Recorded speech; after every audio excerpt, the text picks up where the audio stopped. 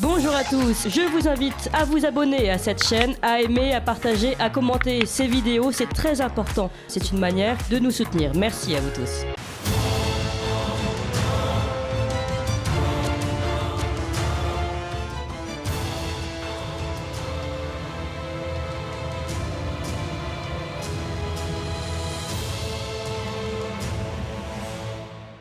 Et nous ne sommes pas lundi, nous sommes mardi, mais exceptionnellement comme lundi était férié, ça sera l'heure de la chronique de Pascal Pointu qui est avec nous ce matin. Bonjour Pascal Pointu.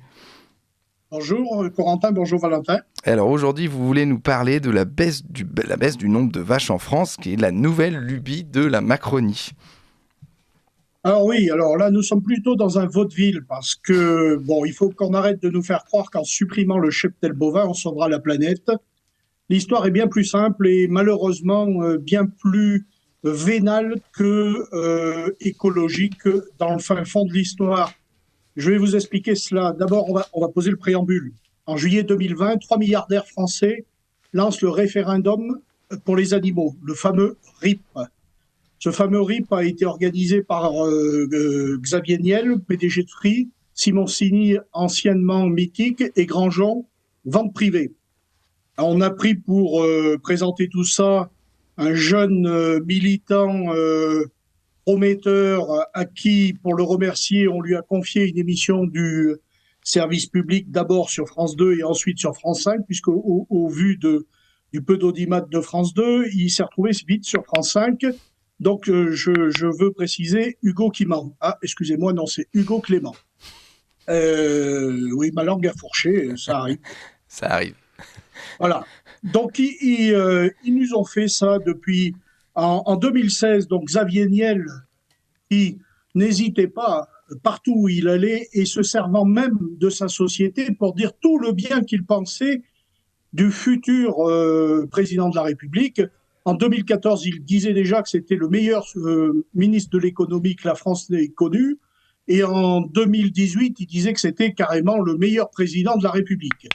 Donc, on voit bien que déjà, ces gens-là ont mis une partie de leur argent sur la campagne de M. Macron. Et on se retrouve donc là non plus dans une histoire écologique de fin de GES, parce que là, je vais vous expliquer où nous en sommes. Donc, on va planter le décor. Donc, les nouveaux fermiers, c'est une société qui a été créée par Guillaume Dubois, qui est un ex-McKinsey, comme par hasard, et avec M. Cédric Meston. Ils ont été financés, parce que ça, ce sont les hommes de paille, ils ont été financés surtout par le fonds d'investissement de Xavier Niel, le fonds d'investissement Hectare. Ces nouveaux fermiers deviennent apivores, parce qu'il y avait des tentatives de procès sur le terme fermier qui ne correspondait à rien, et qui me fait bien rire d'ailleurs, puisque ce sont des fermes-usines qui sont destinées à la fabrication de la viande végétale. Donc, ils ne sont pas plus fermiers que moi, je suis président de l'Ouganda. Donc, on se retrouve avec des gens qui se disent fermiers et qui se font rattraper un peu par la patrouille. Et donc, on appelle tout ça apivore. Pendant ce temps-là, Xavier Niel, toujours aussi bourré de pognon, ouvre un campus dans les Yvelines de 400 hectares dirigé par Audrey Bouroulot. Alors, qui est Audrey Bouroulot ? Eh bien, c'est ni plus ni moins que l'ex-conseillère en agriculture d'Emmanuel Macron. Donc, ce campus veut être à la pointe de la viande végétale et le but, c'est qu'en 2040, 60% des Français mangent de la viande artificielle, soit végétale, soit artificielle. Donc, le pari est lancé. Donc, pour faire arriver cette idée-là, il faut bien entendu arriver à faire reculer la production normale de viande, le cheptel bovin. Donc c'est là que rentrent dans le compte les faux amis. Donc ça c'est le troisième paragraphe, les faux amis. Le groupe Avril, un grand groupe agroalimentaire, anciennement dirigé par Xavier Belin, feu Xavier Belin qui est décédé et qui était en même temps le président de la FNSEA, le plus gros syndicat agricole français.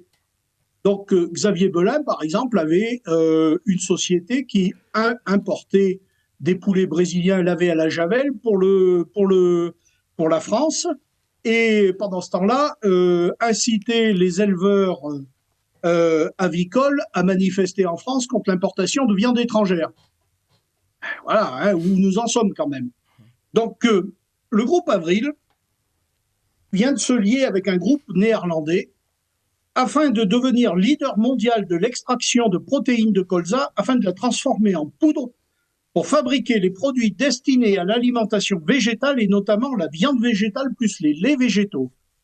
Donc, après le décès de Xavier Belin, le président du conseil d'administration du groupe Avril n'est autre, ni moins, ni plus que le nouveau président de la FNSEA, qui s'appelle Arnaud Rousseau.